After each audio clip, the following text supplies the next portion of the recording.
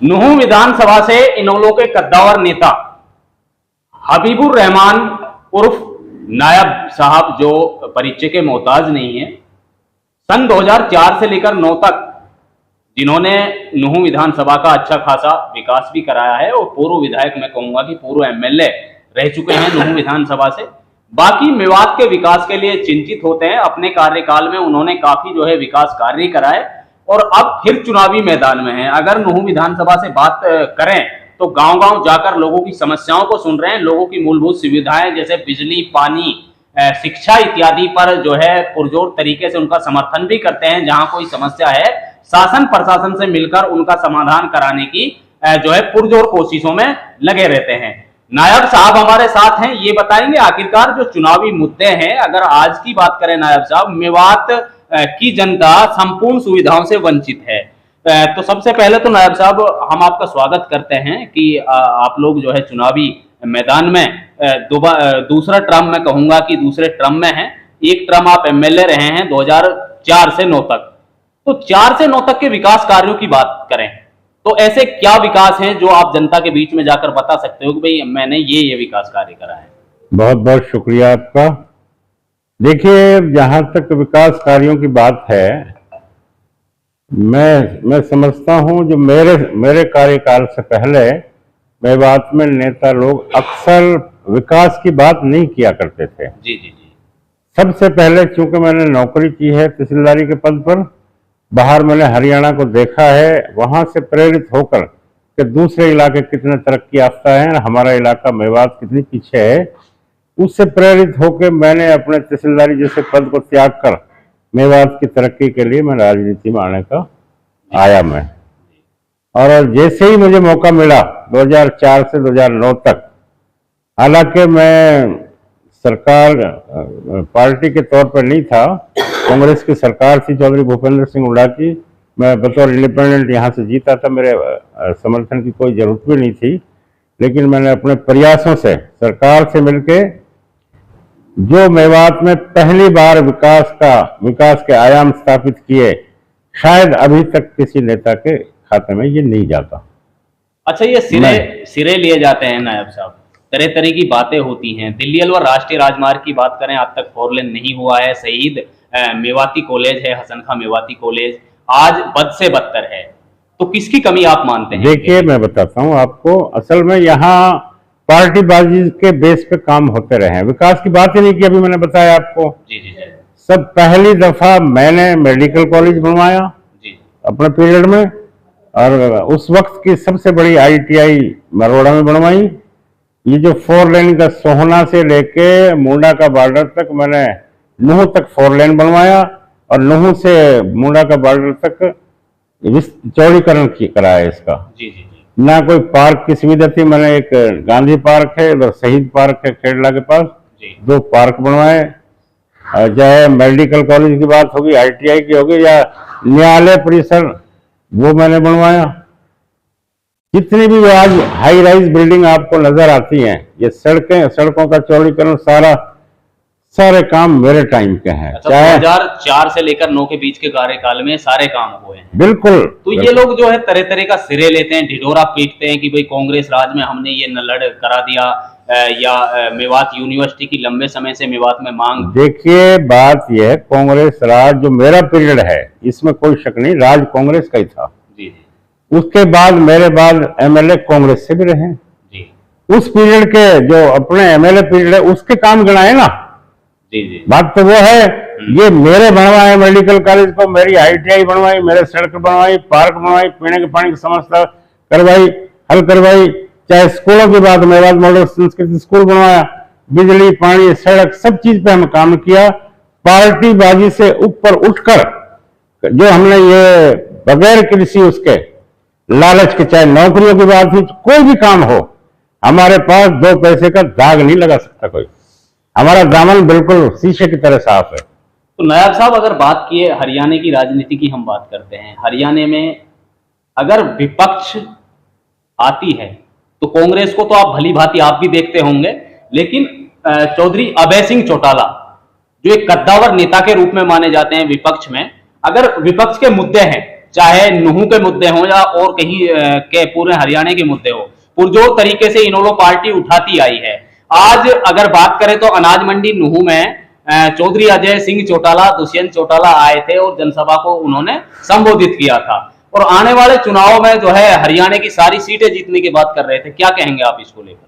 देखिए, जो भी बात है वो दूसरों की बात तो हम नहीं करते, हम तो केवल मेवात की बात करते, हरियाणा लेवल की हम नहीं करते, केवल हमने मेवात की बात करनी। जहां तक मेवात की बात है, बातें ही बातें करते हैं पॉलिटिकल आदमी, हमने प्रैक्टिकल करके दिखाया है, प्रैक्टिकल करके, और जो प्रैक्टिकल करेगा वही राजनीति में स्थापित होगा।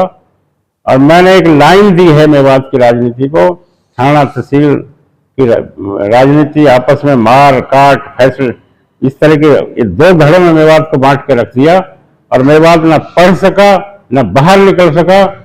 पढ़ लिख कर हमारे नौजवान यूं ही घूमते हैं। किसको जिम्मेवार मानते हैं? आपने बात की कि भाई मेवात दो धड़ों में बांट दिया या मेवात में विकास नहीं कराया, तो किसको जिम्मेवार मानते हैं? मैं जिम्मेवार मेवात के राजनेताओं को ही मानते हैं। उसमें मेवात की जनता बहुत भली भांति जानती है कौन कौन वो नाम है। मेरा नाम मेरे से क्यों लिवाते हो, सारी जनता जानती है, बच्चा बच्चा जानता है।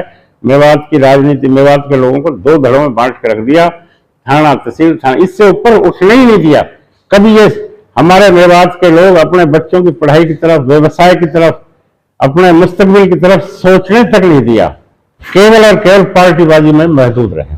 अच्छा नायब साहब, आप चुनावी मैदान में हैं, गांव-गांव जा रहे हैं, तो कैसा समर्थन लोगों को मिल रहा है? देखिए, जहां तक समर्थन की बात है, मेरे कार्यकाल का मेरी तरफ एक हल्का सा लांछन है जी। वो ये है कि मैं यहाँ से नूहू से शिफ्ट हो गया 2009 के बाद, कोल्हाना साइड में शिफ्ट हो गया था। अच्छा। वो लोग ये कहते कि आप शिफ्ट नहीं होते तो कुछ बात और ही होती। तो इसलिए ये जरूर है, इसके अलावा मेरे दामन पे कोई दाग नहीं है। और अब जब मैं दोबारा लौट के आया हूँ, लोगों का बहुत भारी जन समर्थन मुझे मिल रहा है। मुझे उम्मीद है इंशाल्लाह मुझे मौका मिलेगा। और पहले भी मैंने चौधरी आफ्ताब अहमद को लहर में ही हराया था जब 67 सीट आई थी कांग्रेस की। अच्छा। अब थोड़ी बहुत लोग कहते हैं लहर उस जैसी लहर तो नहीं है, थोड़ा ये मानते हैं कि थोड़ा एज है कांग्रेस का, इसी लहर में, इसी एज में इसको इंशाल्लाह फिर दोबारा से हराऊंगा इंशाल्लाह। तो नायब साहब, क्या चुनावी मुद्दे हैं आपके? चुनावी मुद्दे मेरा तो देखिए ऐसा है, चुनावी मुद्दे सीधे सीधे, मेरा डेवलपमेंट के अलावा कोई मुद्दा नहीं है। मेवात की तरक्की और खुशहाली और फलाह और बहबूदी के लिए मेवात की जो युवा पीढ़ी, आने वाली जनरेशन है, उसके लिए काम करेंगे इंशाल्लाह। अगर नूहू विधानसभा की जनता नायब साहब को अपना नुमाइंदा चुनती है, अपना एमएलए जिताकर विधानसभा भेजती है, तो मेवात की जो मांगे हैं, अगर यहाँ शिक्षा की हम बात करें, सबसे अहम शिक्षा है, तो यहाँ पे स्कूलों में टीचर नहीं है, इतना बुरा हाल है। देखिए ऐसा है, सुनो मेरी बात, मेरे कार्यकाल में इस पे भी काम किया था मेवात की शिक्षा के तौर पर। गवर्नर साहब से मिलकर सीएम साहब, हेड ऑफ डिपार्टमेंट, सारे कंसर्न मिनिस्टर्स, पंचकूला में मीटिंग की थी सीएम साहब से बात होके। ये यहाँ इस पे विचार किया गया था, कैडर की बात हुई थी उस वक्त, एजुकेशन मेवात कैडर की, तो उसमें लगभग काम चला था पूरा। उसके बाद किसी ने ध्यान नहीं दिया, बना भी था कैडर, और लोग अपना टीचर्स अपने बदली करा करके चले गए बगैर रखवाली के। देखो कुछ होता नहीं। अब मेडिकल कॉलेज मैंने बनवा दिया, इसका कोई रखवाला नहीं है।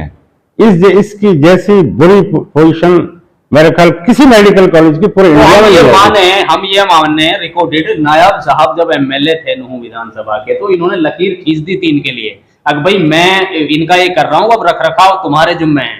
ये तो डेफिनेटली बात है, जो जिसको नुमाइंदा बनाया मेवात ने कामों के लिए, इसकी बुरी हालत कर दी इन्होंने, कभी ध्यान ही नहीं दिया।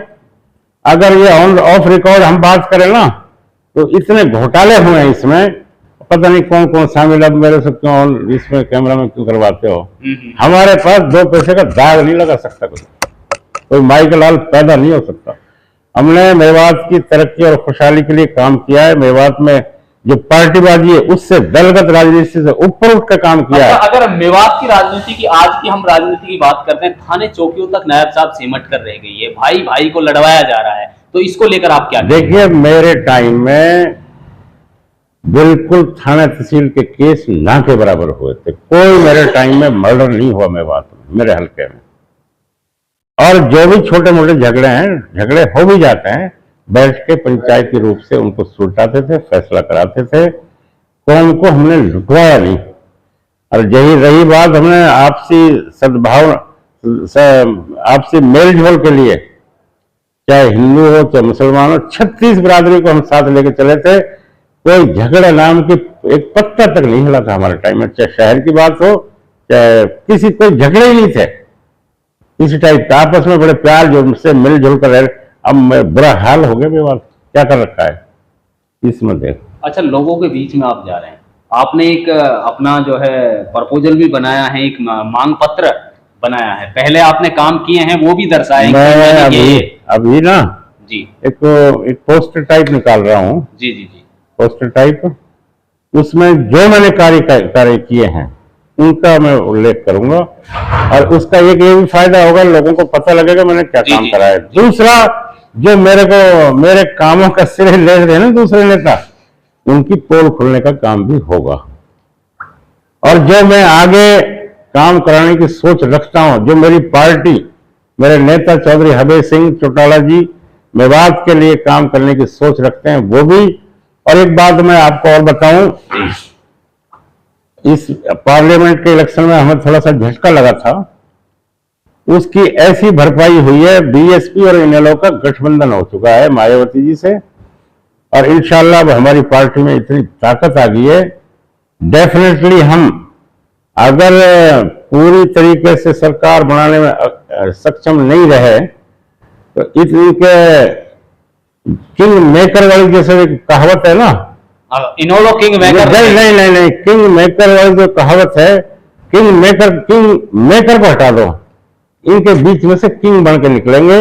हम किसी को समर्थन नहीं देंगे, खुद सीएम बनेगा हमारे नेता चौधरी हबीब सिंह चौटाला जी। ऐसी पोजीशन आ जाएगी, 20, 25, 30 सीट। नायब साहब, इनेलो मेवात इनेलो का गठ रही है बेशक। अगर बात करें तो यहाँ सरकारें आई हैं, भाई पता नहीं कांग्रेस सरकार यानी कि प्रदेश में बन रही है, लेकिन यहाँ अगर बात करें फिरोजपुर, झिरका, पुन्हाना या नूहू विधानसभा की, तो हमेशा से जो इनेलो का पडला यहाँ भारी रहा है। लेकिन आज की राजनीति को आप क्या देखते हैं? भाई मेवात की अगर हम तीनों सीटों की बात करते हैं तो क्या रहेगा मेवात में? तीनों नहीं, 5 सीट कहो। हाँ, 3 और सोना भी जोड़ो। देखो, इसमें कोई शक नहीं, मेवात इनेलो का गढ़ रहा है और इंशाल्लाह रहेगा भी, इस बार भी रहेगा। चौधरी ओम प्रकाश चौटाला यहाँ जब सीएम थे, जिला बनाया, और उस वक्त 800, यहाँ पीने के पानी की बहुत बड़ी समस्या है, आज भी बहुत समस्या है। कोई घर ऐसा नहीं है, कुंडा बने हुए हैं, उसमें 1,500, 2,000 हजार के टैंकर डलते हैं। उस वक्त चौधरी साहब ने, हम चौधरी ओम प्रकाश जी चौटाला ने 800 करोड़ से यहाँ रेन्यूअल की स्कीम लगाई थी। उसका बड़ा भारी, आधी मेवात में, बहुत आधी से ज्यादा मेवात में पानी पीने की समस्या खत्म हो गई थी। वही रखरखाव की बात है, आज फिर रखरखाव नहीं हो रहा, वैसे उसका भी ज्यादा लाभ अब नहीं मिल पा रहा। तो अंत में हमारे चैनल के माध्यम से नूहू विधानसभा की जनता से क्या अपील आप करना चाहेंगे? देखिए, अगर संपूर्ण विकास मेवात चाहती है, मेवात के लोग चाहते हैं, विकास की बात करते हैं, अगर वही थाना तहसील की राजनीति में उलझना चाहते हैं, गोत्रपाल की राजनीति में उलझना चाहते हैं, तो उनकी अपनी अपनी सोच है उनकी। यदि विकास की बात करनी है तो इनेलो पार्टी के और बसपा पार्टी के संयुक्त उम्मीदवार, चाहे मैं हूं चाहे कोई और हो, कैंडिडेट, हम 3-4 कैंडिडेट हैं, उसको विजयी बनाएं। और इंशाल्लाह हम ये कह रहे हैं 100% हमारी सरकार बनेगी, हमारे पार्टी का सीएम बनेगा, चौधरी हबीब सिंह चौटाला जी सीएम बनेंगे, और उस वक्त मेवात का संपूर्ण विकास कराएंगे। नायब साहब, आपने तो नूहू विधानसभा के लोगों का पहले भरोसा तोड़ दिया था, जो आप अपनी जबान से खुद बता रहे थे कि भाई मैं यहाँ से छोड़कर चला गया था, लेकिन अब क्या कहना चाह रहे हैं? हो सकता है जनता का अब भी मन, देखिए ऐसा है, नहीं जाएंगे। देखो मैं बताता हूँ क्या, ये सही बात है, मैंने खुद ने बताया था कि अगर कोई मेरे पर लांछन, केवल यही एक लांछन है। लोगों में गुस्सा है, प्यार में कहते हैं, वो वैसा नहीं कि आपने गलत किया, ये सही बात है, गलत हुआ है। अगर मैं वहां से कामयाब हो जाता जब तो गलत नहीं रहता हूं, तो मैं तो अकलमंद कहलाता। अब मैं वहां से मौका भी नहीं मिला तो बेवकूफ ही कहलाया। कुल मिला के अब मैं यहाँ आ गया हूं, और इंशाल्लाह अब जीते मरते दम तक यहाँ रहूंगा। अच्छा, एक बात मैं और कहूँ आपसे, आपने याद दिलवाया, आपकी बात से याद आ गया मुझे। कुछ लोग मेरे जो मुखालिफ हैं ये कहते हैं कि भाई मेवात नायब साहब यहाँ प्रेशर बनाने के लिए आए हैं, और पुनहना से कांग्रेस के टिकट पे टिकट चाहते हैं, ये वहां जाके चुनाव लड़ेंगे, यहां से लड़े ही नहीं। मैं ये कहना चाहता हूं आपके मेवात की जनता से या उन लोगों से, खासतौर से जो इस अफवाह को फैला रहे हैं, इस भ्रम को जो फैला रहे हैं, अगर कांग्रेस पार्टी या वो जो बड़े नेता बन रहे हैं कथित तौर पर, वो मेरे को कांग्रेस का टिकट सोने की तस्तरी में डालकर और किसी से चीज सोने की उससे लपेट के उसमें भी टिकट देंगे ना, मैं बात का धनी हूं, जबान का धनी हूं, ऐसे में वो भी दें इसके साथ, और जो कुछ देना चाहें वो दें, तब भी इंशाल्लाह मैं वो टूटने वाला मेवात का कोई आदमी तो ऐसा हो तो हम ये जिसे कोई खरीद नहीं सकता। इन लोगों के सच्चे सिपाही हैं अब आप। 100,000%, 100 नहीं 1000%। तो ये नायब साहब थे, इसको आप भली भांति जानते हैं, जुबान के धनी नेता हैं। और रही बात 2004 से 9 तक नुहू विधानसभा में विकास के मामले में अपना परचम लहराया, और जो लकीर नायब साहब खींच कर गए थे, उस लकीर पर नुहू विधानसभा की राजनीति होती आ रही है। चाहे मिनी सेक्रेटरीट की बात हो, या कोर्ट की बात हो, या तिरंगा पार्क की बात हो, शहीदी पार्क की बात हो, या मरोड़ा ITI की बात हो, या अपना जो है लेक की बात हो, ये जो अपने कोटला झील की बात हो, या शहीद हसन खां मेवाती नल्हड़ कॉलेज की बात हो, तो ये नायब साहब के कार्यकाल में ये विकास कार्य हुए थे। रही बात ये कि आगे भी इन्होंने अपना एक जो है चुनावी मुद्दे कुछ बनाए हैं, और मेवात में अगर मुद्दों की बात करें तो भाई मुद्दे तो बहुत हैं। अगर यहाँ शिक्षा की बात करें, शिक्षा स्कूल जरूर बना दिए, यहाँ शिक्षक नहीं है, हॉस्पिटलों में डॉक्टर्स नहीं है, रोडों की हालत खस्ता हाल है। तो नायब साहब का कहना है कि गांव-गांव जा रहे हैं, लोगों का समर्थन मिल रहा है और लोगों का प्यार मिल रहा है, और उन्होंने अपनी कमी भी, कोई नेता है जो आपको अपनी कमी बताकर चलेगा, उन्होंने कहा कि एक कमी हो गई थी नुहू विधानसभा वासियों से, उसकी भी वो क्षमा चाहते हैं कि भाई वो इनको छोड़कर भाई विश्वास टूट गया था। लेकिन नायब साहब ने एक बड़ी बात कही है, चाहे वो कांग्रेस हो, चाहे वो भाजपा पार्टी हो, तो इन्होंने कहा कि इन लोगों का वो सच्चा सिपाही है। डॉक्टर अभय चौटाला के दिशा निर्देशों पे काम करने वाला सिपाही है। चौधरी ओम प्रकाश चौटाला और चौधरी देवीलाल द्वारा जो पौधा लगाया है, उस पौधे की लाज रखेगा। बल्कि ऐसे जो है ये लोग अफवाह फैला रहे हैं, कुछ नेता लोग हैं, कुछ और कार्यकर्ता हैं और नेताओं के कार्यकर्ता हैं, वो नायब साहब पर ये अफवाह, भाई नायब साहब थोड़ा दिन के लिए यहाँ आए हैं, अगर पुनहाना से फिर किसी ने लालच दे दिया तो भाई वहां चले जाएंगे। लेकिन नायब साहब ने क्लियर कर दिया कहीं जाने वाले नहीं है, नुहू की जनता की सेवा करेंगे, और ऐसी सेवा करेंगे कि जनता भी याद करेगी और आने वाली पीढ़ी भी एक ऐसा इतिहास रचेंगे। अब आप समझ रहे होंगे भाई बुजुर्ग नेता है आप लोगों के बीच में, और नेता कभी ना, मैं मेवात के लोगों से कहना चाहूंगा, कहीं आप विधानसभा में हम कवरेजिंग करते हैं जगह जगह, लेकिन नेता कभी अपनी गलती नहीं मानता भाई मैंने ये गलती कर दी थी अपने कार्यकर्ताओं को करनी। नायब साहब मन के सच्चे हैं, लेकिन और विकास इन्होंने काफी किया है। अगर नुहू विधानसभा की जनता ने मौका दिया, भरपूर नुहू का विकास कराया जाएगा। नुहू में बिजली पानी जैसी मूलभूत सुविधाएं उनकी पूर्ति की जाएगी। अगर आज की हालात की बात करें, नुहू विधानसभा के जो बड़े बड़े गांव हैं, आकेडा जैसे और गांव हैं, वहां पर आज भी जो है हरियाणा सरकार, भाजपा सरकार भले ही जो है गुणगान करती होगी भाई हमने विकास कराया, लेकिन यहाँ पर जो है मोल खरीद कर पानी पी रहे हैं, 500, 2000, 3000 जैसे भी लगता है कि वो अपना टैंकर बेचारे डलवाते हैं, वहीं से कपड़े धोने का काम किया जाता है, पीने का काम किया जाता है।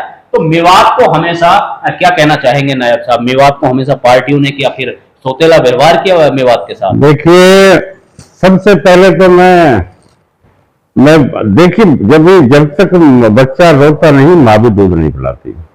बस माँ भी सोचती है खेल रहा है, इस काम को कर लूं, इस काम को कर लूं।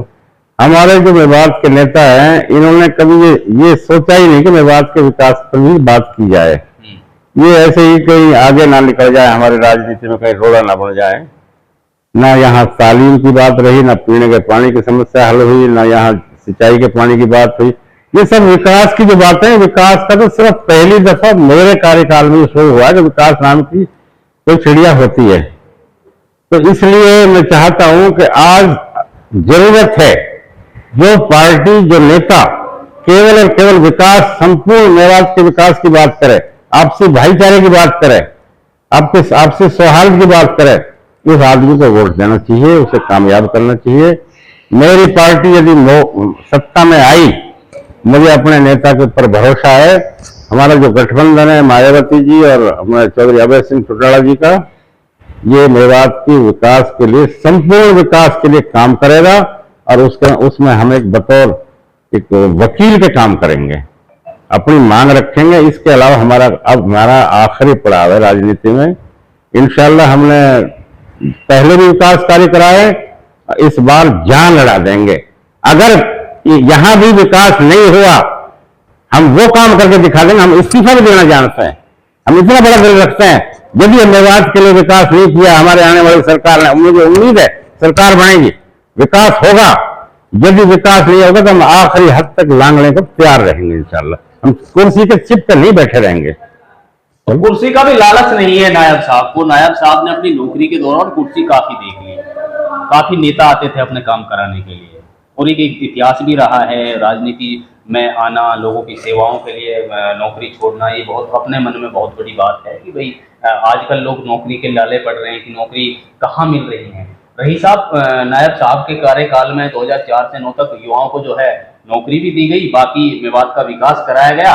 तो फिर चुनावी मैदान में इनेलो बसपा गठबंधन पार्टी से चुनावी मैदान में उन्होंने कहा कि इस बार हरियाणा में एक नया इतिहास रखा जाएगा, नूंह विधानसभा की जनता तब्दीली जरूर लाएगी, और विकास के मामले में जो उन्होंने जनता से अपील करते हुए कहा कि ज्यादा से ज्यादा संख्या में उनको जो है प्यार दें, मान सम्मान दें और उनको वोट करें और ऐसे नुमाइंदों को चुने। उन्होंने साफ तरीके से ये भी कहा कि जो लोग आपकी आवाज बन सकें, आपके विकास करा सकें। तो 4 और 9 का, सन 2004 से लेकर 9 का विकास आप देख लीजिए, आज तक का विकास आप देख लीजिए और उनसे कंपेयर कीजिए आप लोग, भाई कितना विकास कहां हुआ है। मेवात की जनता के साथ कोई भी पार्टी हो, इनेलो को छोड़कर सारी पार्टियों ने सौतेला व्यवहार किया है और मेवात के साथ दोगला व्यवहार किया गया है। मेवात के विकास पे किसी ने ध्यान नहीं दिया और नायब साहब ने तो नाम भी नहीं बताया। खैर, हम नाम जानने का प्रयास कर रहे थे। उन्होंने तंज भी कसा है कि भाई इसके जिम्मेवार यहाँ की जनता नहीं है, जनता का काम है वोट देना, जनता का काम वोट देना। यहाँ के नेताओं का काम है, जो नेता यहाँ के विकास नहीं चाहते, बल्कि यहाँ की राजनीति थाने चौकियों तक सीमित रह चुकी है। अगर पब्लिक ने उन्हें मौका दिया तो मेवात का भरपूर विकास कराया जाएगा और ये थाने चौकी की राजनीति से बिल्कुल निजात दिलाई जाएगी।